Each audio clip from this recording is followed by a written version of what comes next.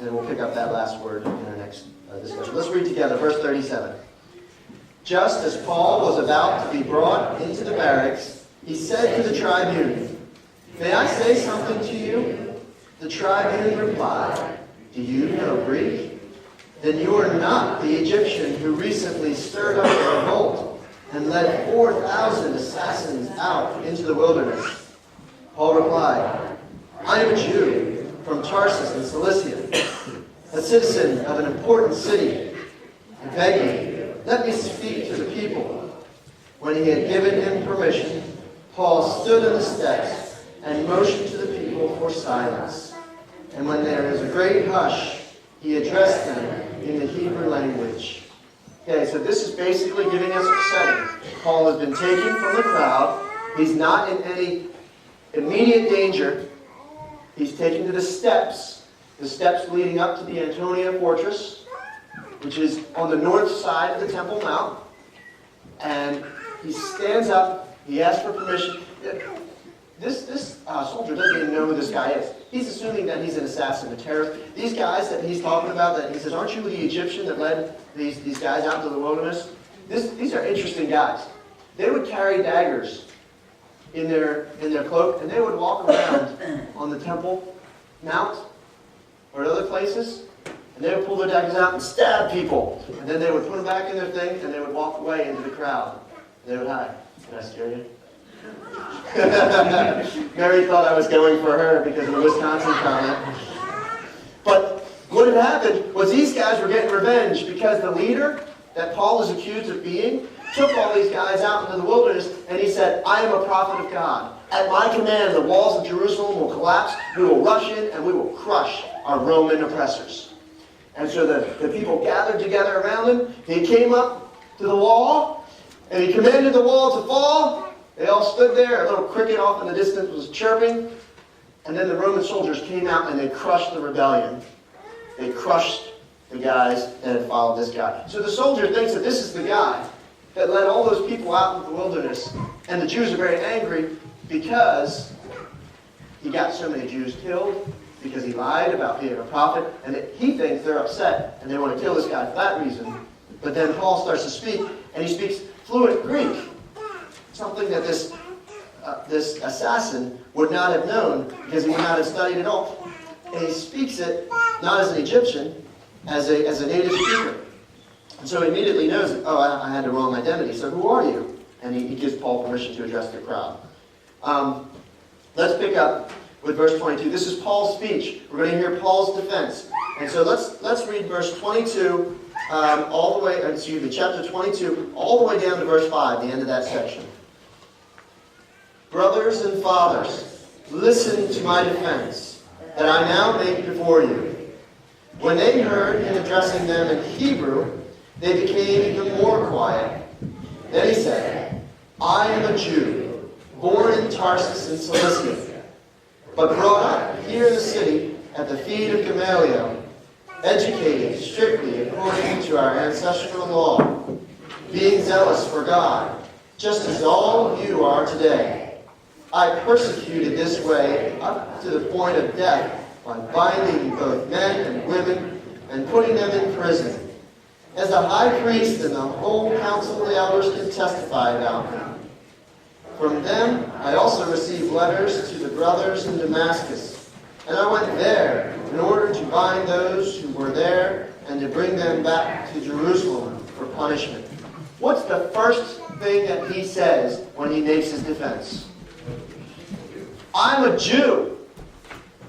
Even before he says that, he communicates that to them by speaking in Hebrew.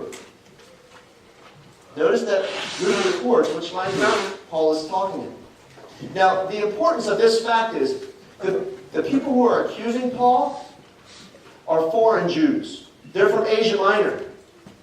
They're from Turkey. They're from Greece. And they would struggle to speak the Hebrew language. They would speak their native tongue, whatever that was, wherever they were raised, wherever they were brought up.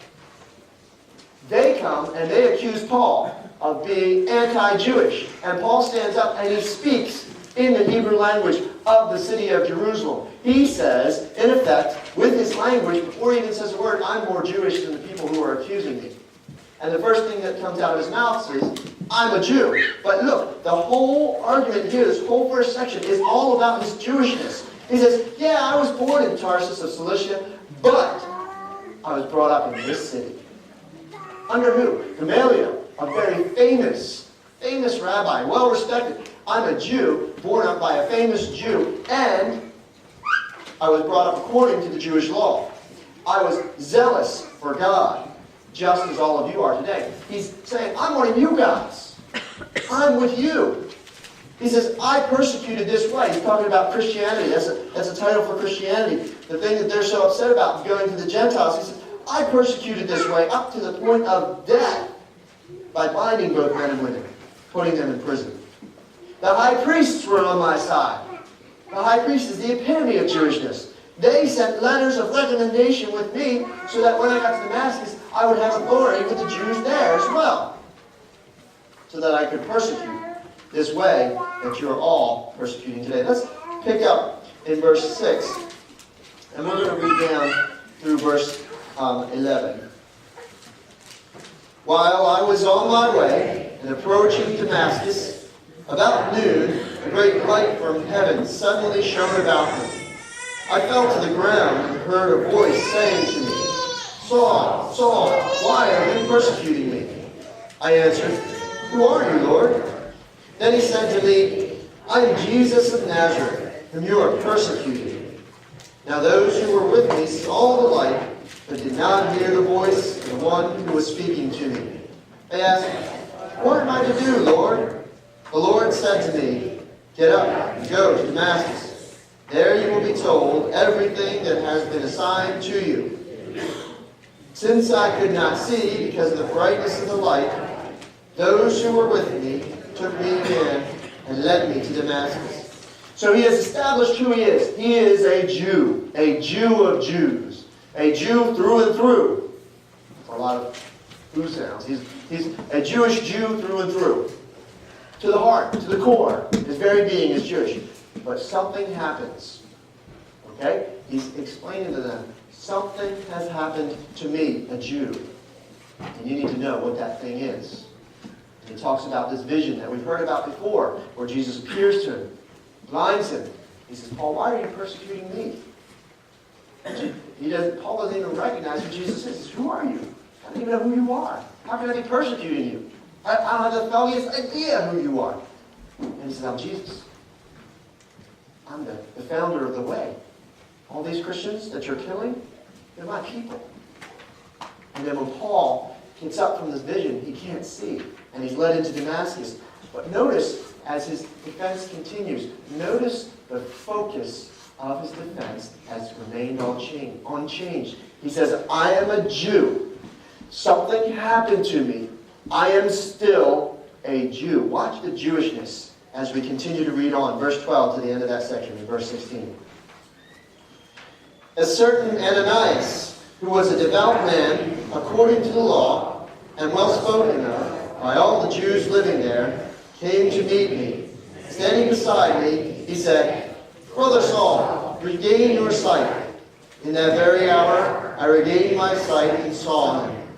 Then he said, the God of our ancestors has chosen you to know his will, to see the righteous one, and to hear his own voice. For you will be his witness to all the world of what you have seen and heard. And now, while you delay, get up, be baptized, and have your sins washed away, calling on his name. Who is Ananias? A devout Jew. He could have used any description that he wanted to. But he says, this guy that God sent to me was a devout Jew. By whose standards? According to the law and according to all the Jews in Tarsus. In Damascus. All the Jews that are living there recognize this guy as a devout Jew. So who did God send? A Jew. He sent a Jew to a Jew because that's who I am. That's what I am. And then he gets his sight back, and then Ananias says to him, the God of our ancestors. Who are Paul's and Ananias' ancestors? Jews More specifically, Abraham,